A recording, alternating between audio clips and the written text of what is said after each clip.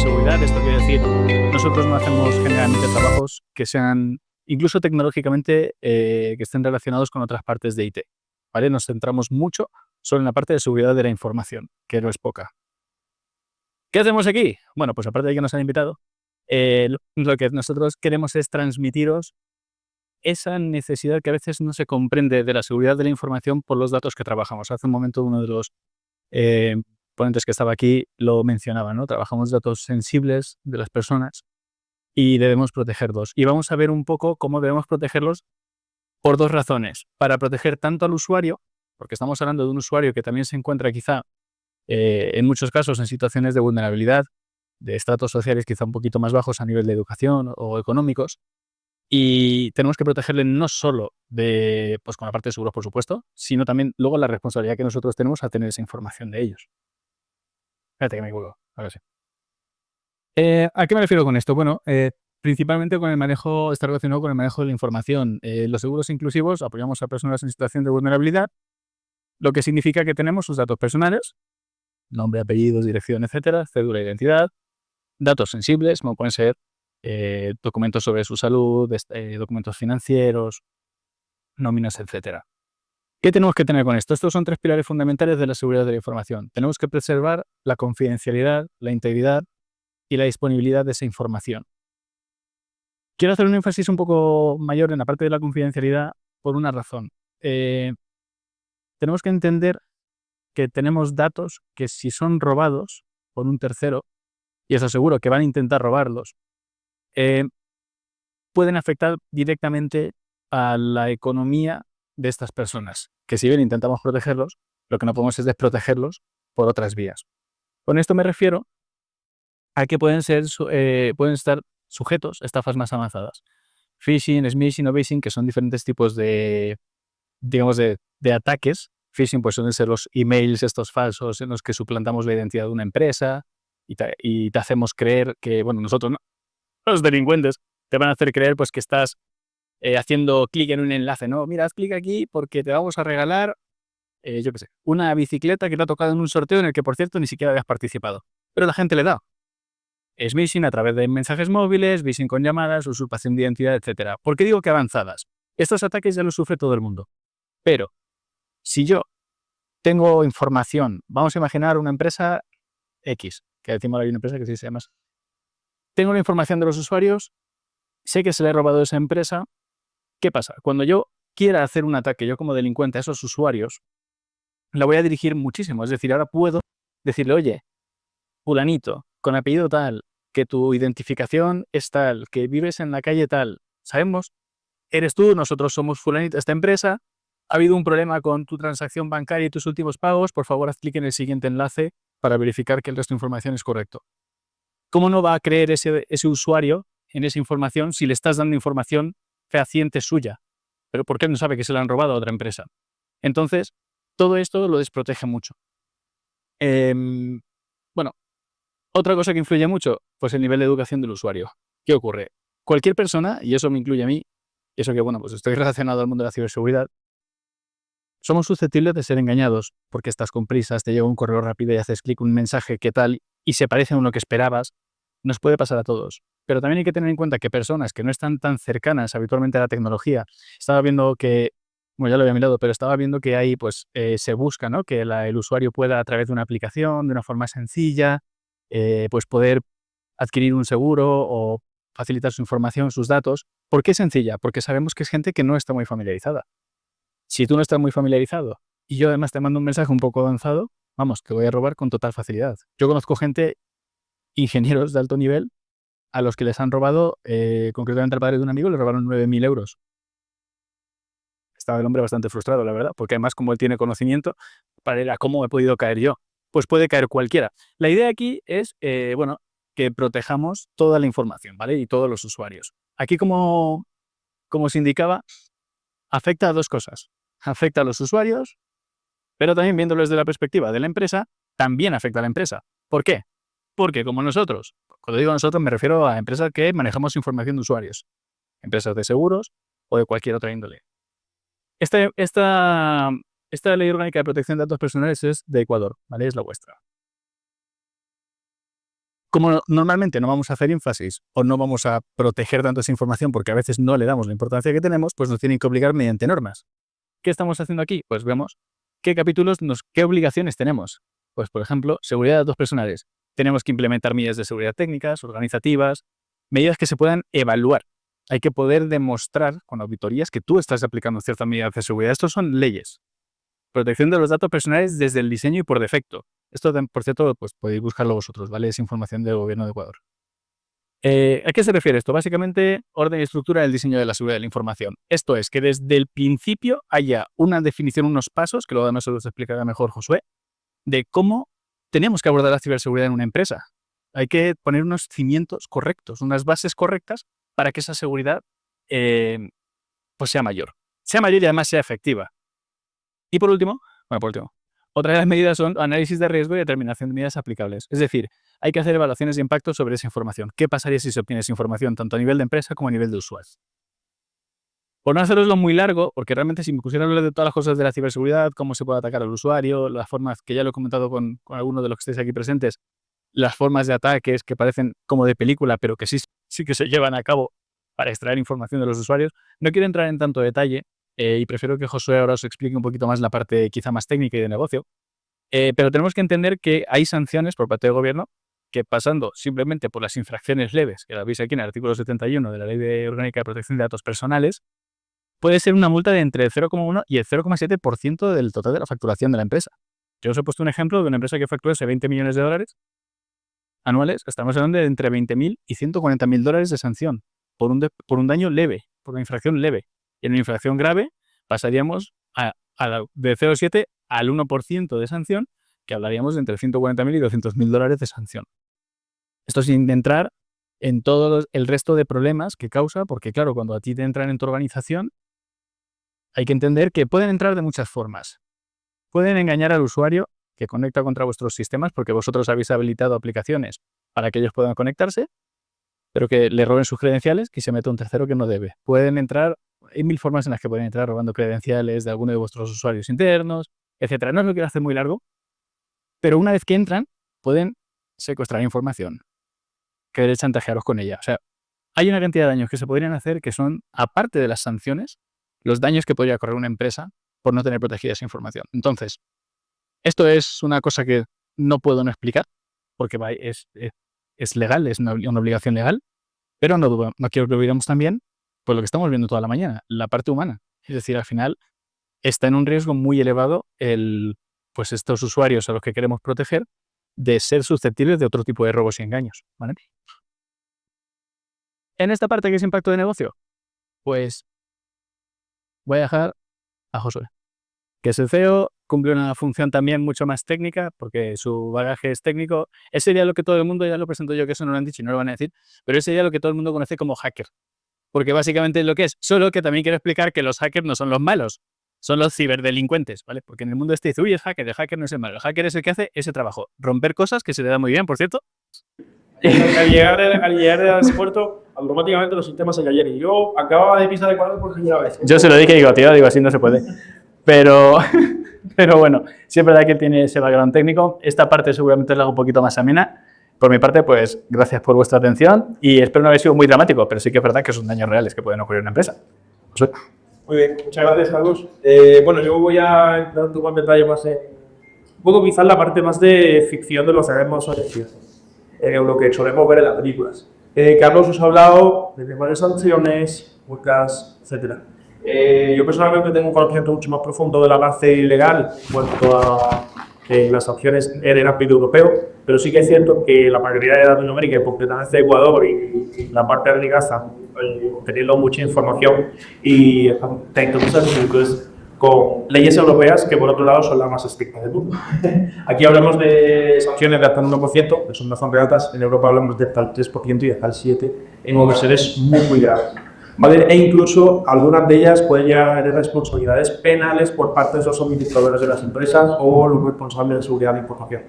Esto a día de hoy pues está en creciente demanda y eso implica además que ve al sector cada vez más pequeño, ¿no? Aquí estamos hablando de seguridad inclusivo, estamos hablando de personas que en muchas ocasiones no tienen los recursos necesarios para dedicar a educación, para dedicar bueno, pues todo el mundo tiene acceso a un ordenador a día de hoy. Es más fácil tener tu dispositivo móvil a día de hoy, que no deja de ser un ordenador, hay que olvidar eso. Al final un dispositivo móvil, pues smartphone cualquiera, sigue siendo un ordenador y en el bolsillo, y esto implica una serie de riesgos, tanto a nivel personal como a nivel corporativo. Entonces, tenemos dos opciones, tenemos dos puntos de vista diferentes, la del empleado y la de la persona física. Yo a día de hoy pues tengo dos roles, ¿no? Soy Josué López también profesional y también soy Josué López porque soy creador y técnico. En la parte de robo de datos, hace un tiempo, pues no todo el mundo en mi empresa tiene todos los mismos conocimientos, ¿no? Se incorporó una contable nueva hace unos meses y lo primero que al cabo de los 2-3 meses me dice, oye Josué, ¿a qué cuenta mando el dinero de la empresa de Londres? ¿Empresa de Londres? ¿Qué empresa de Londres?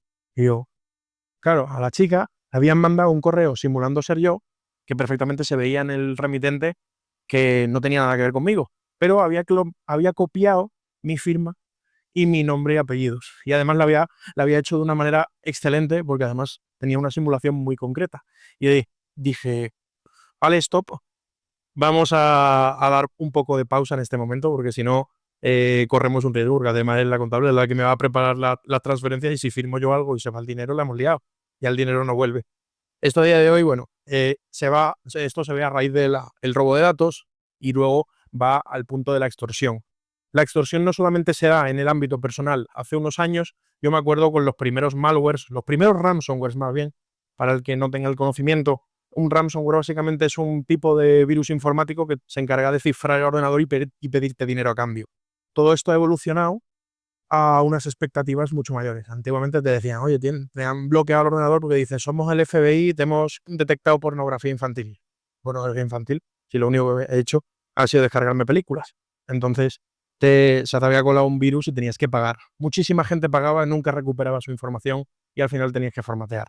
Entonces, todo ese tipo de extorsiones ha llevado a una evolución mucho mayor. A día de hoy las empresas reciben ciberataques mucho más sofisticados, especialmente diseñados para tener un control mucho mayor sobre la empresa y no se quedan única y exclusivamente en la extorsión económica de primera instancia, que es la de págame y te devuelvo tus datos, sino en una segunda etapa en la que te dicen págame primero para que te devuelva tus datos y segundo, págame para que no los difunda. Entonces, imaginaos, en el caso del sector seguro, sector banca, lo que puede tener un impacto de este tipo, ¿no? Que al final pues haya millones de datos filtrados en páginas de Deep Web, en páginas de la web profunda, donde básicamente tienen un montón de información de los usuarios. Y esto personalmente, de cara a los usuarios que tienen o a las personas que tienen ese riesgo de vulnerabilidad, termina siendo un problema bastante serio porque además son las que menos recursos tienen y quitar a lo mejor un salario mensual pues puede ser una catástrofe para estas personas, ¿no? Y eso personalmente lo he vivido. Ya no solamente tenemos que hablar de personas en riesgo de vulnerabilidad, sino también de personas que, aunque no estén tan familiarizadas con la tecnología, pues son susceptibles a ese tipo de ciberestafas, ¿no? O de estafas cibernéticas. Luego, por supuesto, continuando con la parte de empresa, tenemos ese daño reputacional. Al final, si cualquiera de las empresas de seguro de aquí pierden una base de datos de clientes, estoy seguro que, bueno, como poco la reputación y la confianza con sus clientes se puede tambalear medianamente, ¿no? Esto es algo que, por ejemplo, ha pasado hace poco, a mí personalmente, me pasó con Repsol hace un tiempo. Repsol es una empresa de España que se encarga de la parte de energía. Yo era cliente suyo y me dicen, oye, nos han hackeado a través de un tercero, porque hay diferentes vías en las cuales se pueden recibir un ciberataque, y a través de un tercero nos han robado información personal de nuestros clientes. Pero tranquilo, no os preocupéis, ha sido información que no es muy sensible, solamente ha sido tu nombre, apellido, cédula de identidad, número de cuenta y el número del el contador de la luz, perdón. Entonces, claro, llegado a ese punto yo digo, vale, solamente te ha faltado que le dé las llaves de mi casa y digas cuándo no voy a estar. Entonces, bueno, la cosa cambia drásticamente en este punto, ¿no? Y al final, pues Repsol, de hecho, ahora va a tener que pagar una sanción. Lamentablemente, todavía en Europa no se están aplicando estas sanciones para recompensar a los usuarios que han visto filtrados sus datos. Yo veo cada 2 por 3 mis datos filtrados y directamente no tengo ningún control sobre ello porque está en Internet y no tengo tanto control como me gustaría, ¿no? Y para eso hay otras soluciones que se pueden llegar a plantear, ¿no? En cuanto a las sanciones, pues ya os he dicho, prácticamente esta sanción para el organismo, para Repsol, rondará alrededor de un 2% de su facturación anual, en el mejor de los casos, aunque luego siempre hay triquiñuelas de los abogados que se encargan de limitar ese impacto, ¿no? Porque al final, no, es que no hemos sido nosotros, ha sido un tercero, etcétera, etcétera, etcétera.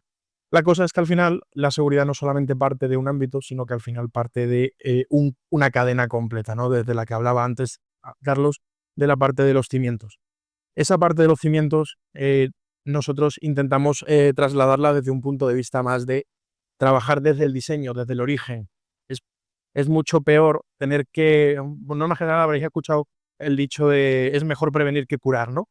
Lógicamente, si nosotros hacemos el juego de meter la mano en una sierra, a ver si me corto, a ver si no me corto, o como si jugáramos a la ruleta rusa, llega un momento en el que nos va a tocar la bala y nos vamos a volar la cabeza, ¿no? Y eso, pues al final termina siendo un riesgo demasiado alto al que nos estamos sometiendo constantemente, tanto las empresas como los propios usuarios. En cuanto a la parte de aplicación de medidas, las políticas, nosotros nos basamos en una base muy estricta en la que intentamos construir junto con las empresas su seguridad de los cimientos. ¿Eso cómo implica? Principalmente nos apoyamos sobre todo en la estrategia que tiene esa empresa de negocio, apoyamos los objetivos que tengan de negocio, porque al final la ciberseguridad no deja de ser un ámbito mucho más cultural dentro de la propia organización, ¿no? No deja de ser una política, no deja de ser una cultura de la seguridad de información, que al final es por lo que nosotros intentamos luchar mucho. Por supuesto, también nos basamos en ámbito tecnológico. Dentro del ámbito tecnológico nos centramos en la aplicación de tecnología para cubrir íntegramente a las organizaciones con todo esto. Esto es aplicable a personas, pero más concretamente a las empresas que son las que tienen esa información y las que controlan toda esa información. Luego tenemos la parte de auditorías, que básicamente es anteponerlos a los que son realmente malos, ¿no? Identificar las vulnerabilidades antes de que las detecte un malo y las pueda explotar. Porque al final, si las detecto yo y te lo digo, tú ya sabes lo que tienes que corregir, porque además te lo estoy diciendo yo. Y si no, te voy a dar una alternativa y 1000 para que esto pues, no te suponga un riesgo de cara a propio Internet y a la gente que realmente tiene riesgo en cuanto a filtración de datos y demás, ¿no? Por otro lado, bueno, el cumplimiento de estándares de seguridad de la información dentro de la industria es fundamental. Nosotros tenemos normativas específicas, tanto a nivel nacional como a nivel internacional. ISO 27001, que tanto Carlos como yo somos lead auditors, básicamente son normas internacionales basadas en la UNE ISO 27000, que son las que se encargan de la política de la seguridad, de gestión de seguridad de la información, ¿no? O el SGSI, el Sistema de Gestión de Seguridad de la Información. Este SGSI básicamente contempla unos 14 dominios con 94 controles, si mal no recuerdo, de medidas en las que una organización tiene que cumplir. Estas medidas no solamente aplican a la tecnología, aplican a personas, procesos, tecnología y norma en general, ¿no? Entonces intentamos abarcar ampliamente a toda la organización. De esa manera, al cubrir íntegramente a la empresa, podemos llegar a decir que la empresa está segura. Hay mucha influencia también de Estados Unidos en cuanto a la parte de auditorías, en cuanto a la parte de proveedores. Antes, en una de las ponencias, creo que era una de las charlas de discusión, había una persona que decía, no, es que nosotros compartimos información de los usuarios entre una empresa, otra empresa y otra empresa. Bueno, pues depende del número de empresas que haya. Estamos hablando de 3, 4 o 5 aplicaciones que tenemos que cubrir íntegramente para que esa cadena esté realmente segura y la información no vaya a penalizar y no se vaya a filtrar por alguno de los puntos, ¿no? Al final la información que se comparte es en un mismo punto. Imaginaos un tubo y por ese tubo hay varios cortes con una especie de hilo uniendo toda esa información. Si hay alguien que no tiene ese tubo bien protegido, automáticamente se puede sacar la información y hacer un mal uso de ella, ¿no? Y esto es un poco lo que nosotros podemos hacer para evitar todo esto. Cada empresa nos gusta decir que tiene sus particularidades. Estoy seguro de que aquí, pues muchos incluso podéis llegar a ser competencia entre vosotros, Al final es importante que, pese a que estéis en una competencia sana, cada uno tiene sus particularidades, tiene sus puntos fuertes y sus puntos débiles, pero lo importante aquí son las personas a las que dais servicio y son las personas a las que realmente están expuestas si cometéis un fallo de este calibre, ¿no? Que en el mejor de los casos pues será con un impacto mínimo para ellos y con un impacto mínimo para vosotros. Pero bueno, eso es un poco la filosofía con la que nosotros trabajamos y con la que estamos dispuestos a ayudar. Eso también nos hemos alineado mucho, Marcelo y nosotros, con respecto a estos objetivos. Creo que compartimos ciertos valores y por eso la verdad es que estamos muy a gusto de estar aquí en todo momento. Así que bueno, pues muchísimas gracias a todos vosotros, a Marcelo, a la organización y por supuesto por habernos invitado. Así que si queréis hablar un poquito más con nosotros.